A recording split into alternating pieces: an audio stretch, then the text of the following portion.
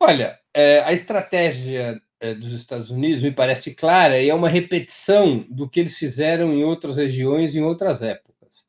Criar um governo interino no país e, com base nos acordos com esse governo interino, mobilizar, direto e indiretamente, força militar.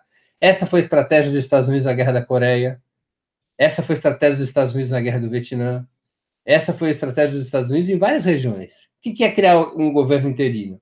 É estabelecer a situação de intervenção militar não como uma guerra, como uma afronta direta dos Estados Unidos a um outro país, mas como uma ajuda militar a um governo interino em dificuldades que pede apoio da comunidade internacional.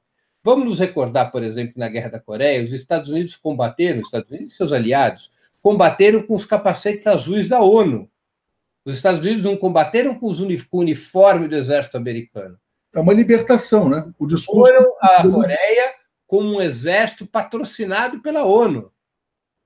Por um erro da diplomacia soviética, a União Soviética perdeu a possibilidade de usar o seu direito de veto no Conselho de Segurança, e isso abriu espaço para que os Estados Unidos aprovassem o envio das suas tropas disfarçadas, legitimadas como uma tropa das Nações Unidas.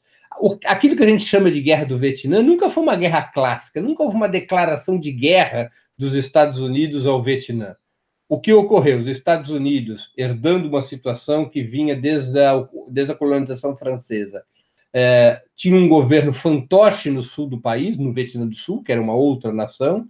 Os Estados Unidos se recusam a aceitar as eleições que unificariam o Vietnã, mantém o governo fantoche do Vietnã do Sul, e esse governo fantoche tem ajuda internacional para enfrentar a guerrilha.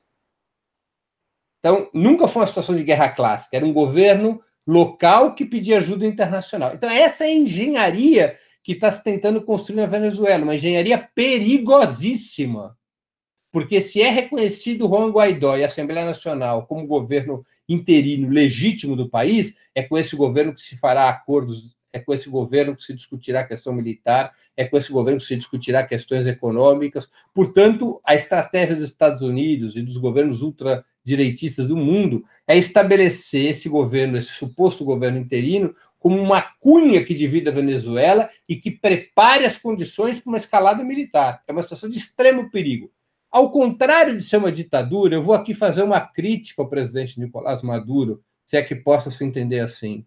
É impressionante a tolerância do governo Maduro com essa situação.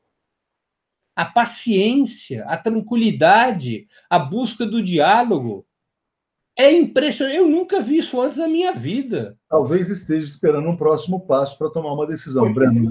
Em qualquer outro presidente do mundo, de direita ou de esquerda, já teria tomado as providências legais cabíveis.